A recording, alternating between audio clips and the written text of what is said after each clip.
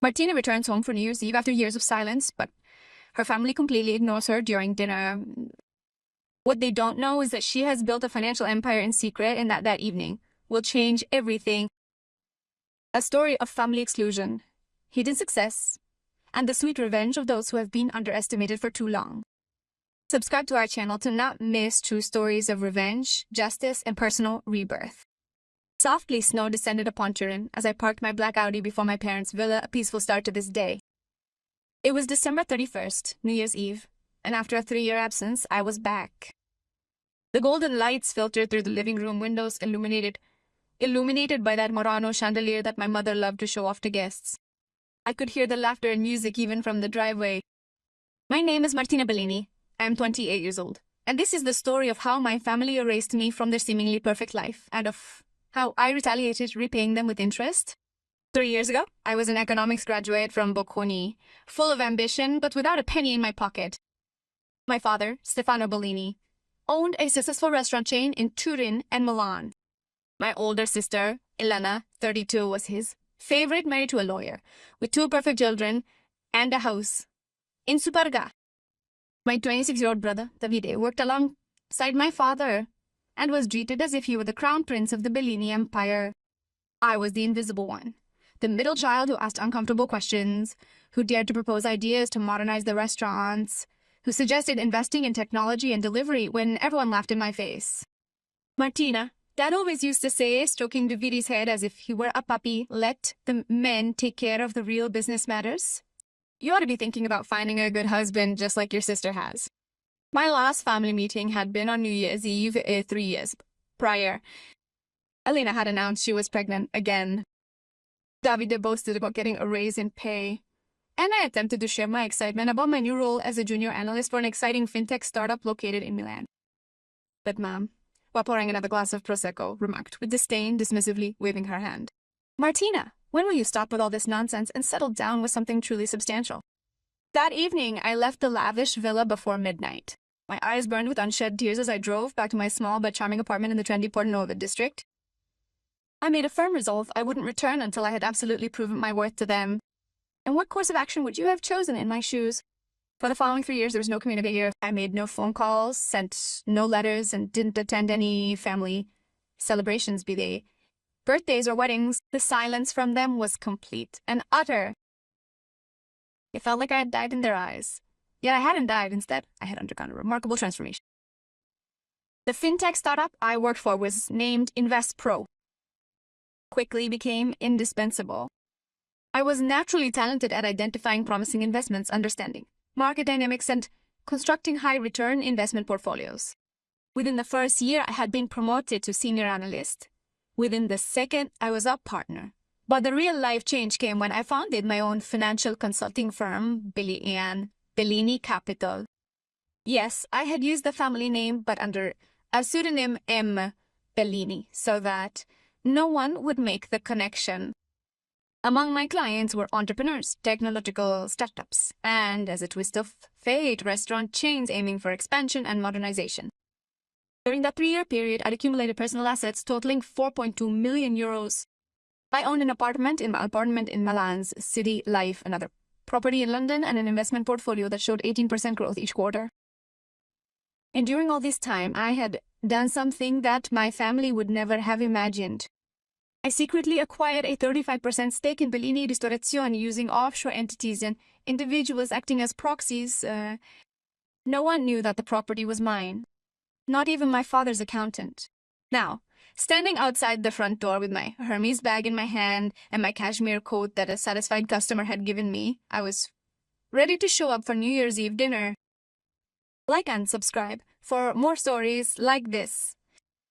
I rang the bell. After a few seconds, the door opened. That was Elena, wearing a champagne-colored dress and her hair styled in a perfect updo. "Yes," she said, without immediately recognizing me. Then her eyes widened. "Martina."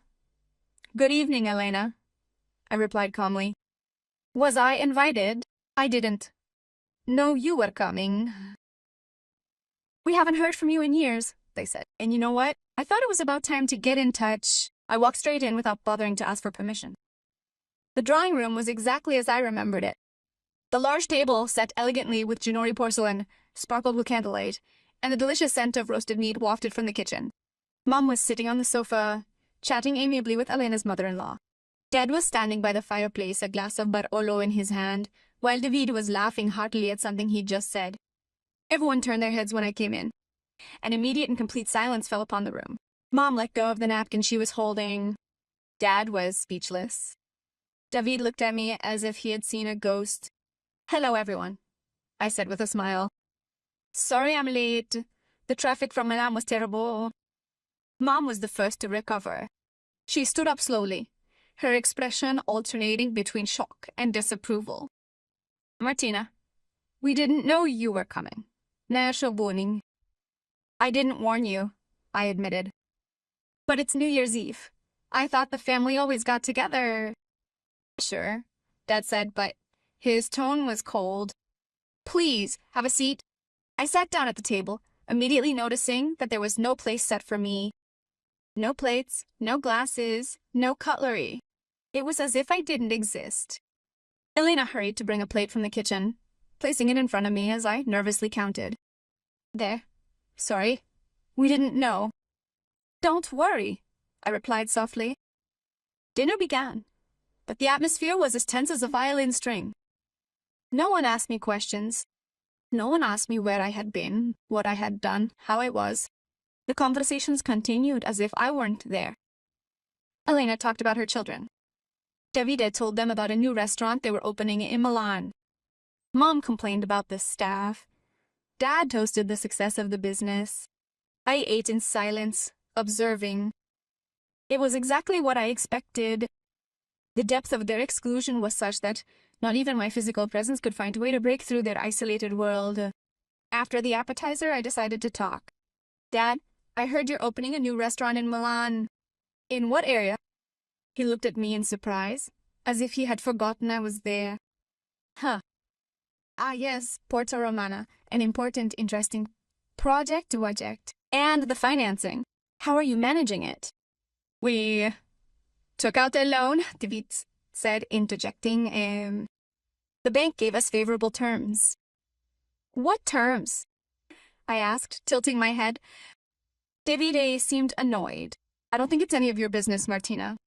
"You're right," I said, smiling. "Sorry, just professional curiosity." Mom laughed nervously. "Professional? Martina, what do you do now? Are you still into that internet thing?" "Not exactly," I replied. "I work in financial consulting now. I help companies manage investments, expansions, acquisitions." "Oh," Elena said in a condescending tone. "It must be interesting." "It is," I confirmed. "Very profitable, too." Dad snorted. "Martina, stop talking about this. This is not the night to talk about work." "For sure," I said, returning to my plate. The second course arrived. Roast lamb with potatoes. Delicious, as always. Mom was an excellent cook. I couldn't deny that. During the meal, Elena gave me a curious look. "Martina, is that coat real? Cashmere?" "Yes," I replied. "Loro Piana." Her eyes widened slightly. "A Loro Piana coat cost at least €3,000. And that bag," he added, pointing to my Hermes resting on the chair. "Orkin," I said simply. Elena paled. "A Orkin started at your €15,000 when you could find one." "My God," she whispered. "How can you afford it?" I smiled. "Does my job pay well?" Dad interjected irritably. "Martina, don't come here bragging. We all know that you probably got yourself into debt to purchase those trivial things." "I am not in debt, Dad," I replied calmly. "In fact, I would say I am rather liquid." He laughed sarcastically. Sure. And I am the Pope." After dinner, while Mom was serving the panettone and sparkling wine, David took me aside in the hallway. "What are you doing here, Martina?" he blurted out. "After 3 years you disappear and then you show up like that as if nothing had happened." "I wanted to see my family," I replied innocently. "Is that so strange?" "Yes, it is. Especially since we both know you don't care about us. You left without saying a word." "No one looked for me," I said softly. "Not even once."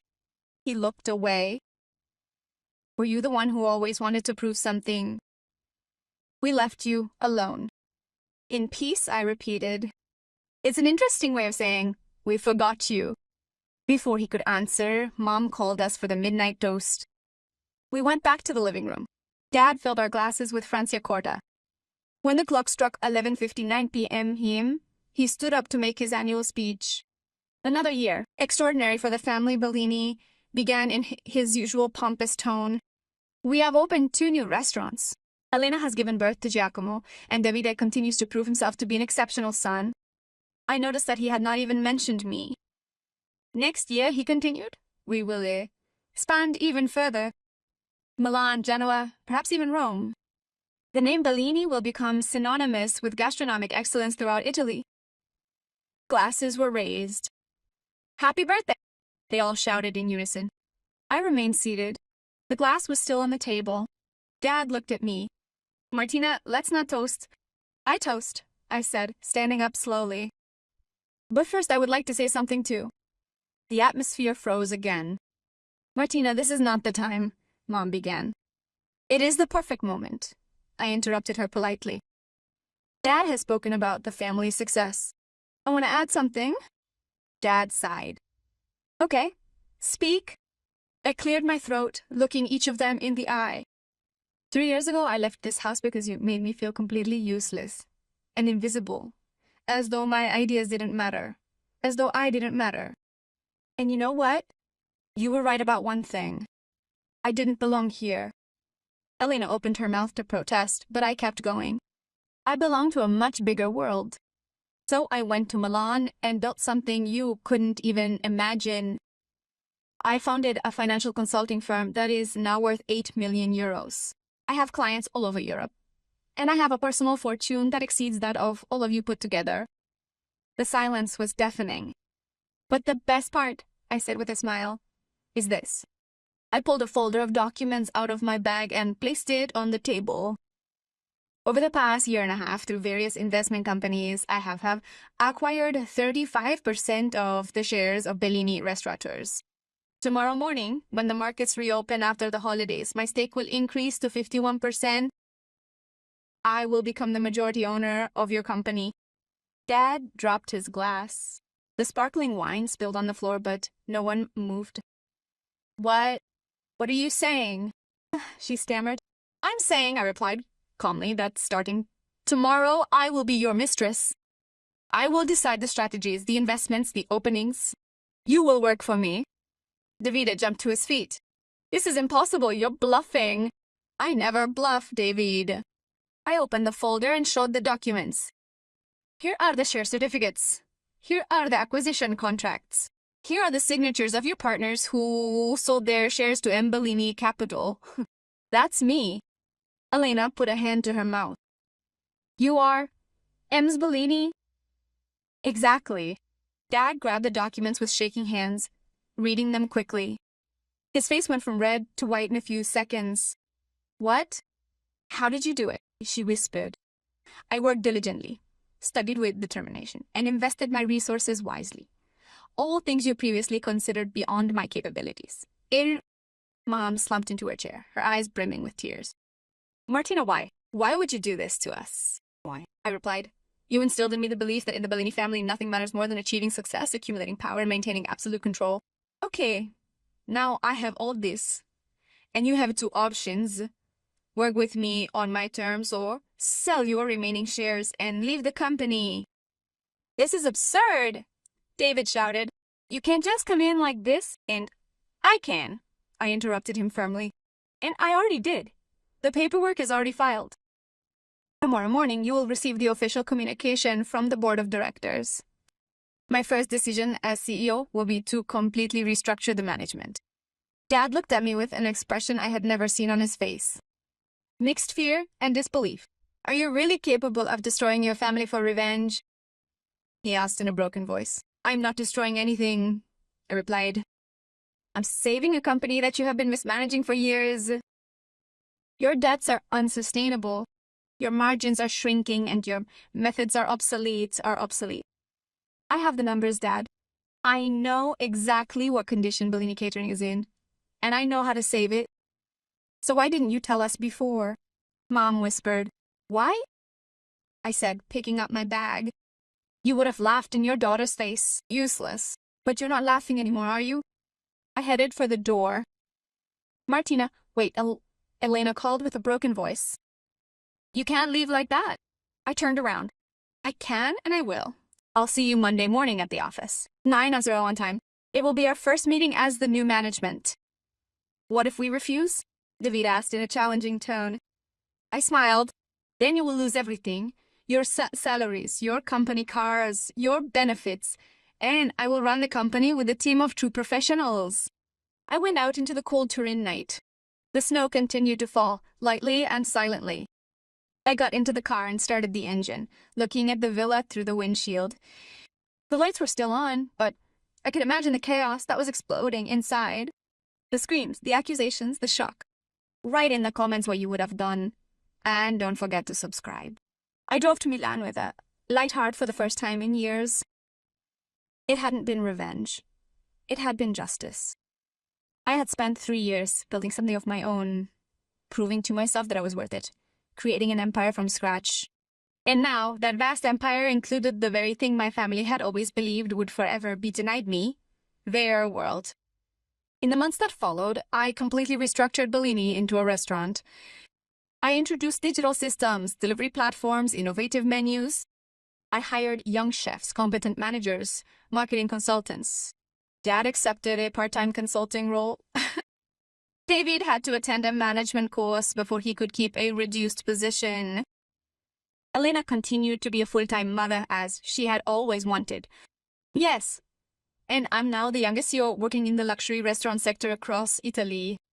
The press called me the Bellini Revolution. Ironically, the family name became more famous thanks to me. The daughter they thought didn't matter. I'm heading back to Turin today for my company meetings, and I'll be passing by my parents' house.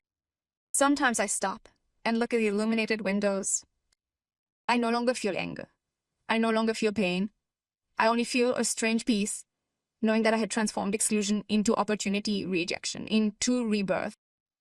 They had erased me from their perfect world. I constructed my own, and then invited them to join, on my conditions. That was my real revenge. Not to destroy them, but to surpass them. And every time I sign a contract, open a new restaurant, or look at my bank account, I remember that New Year's Eve when I came back as a ghost and left as a queen. The Bellini family didn't want me at their table. Now I decide who sits at mine.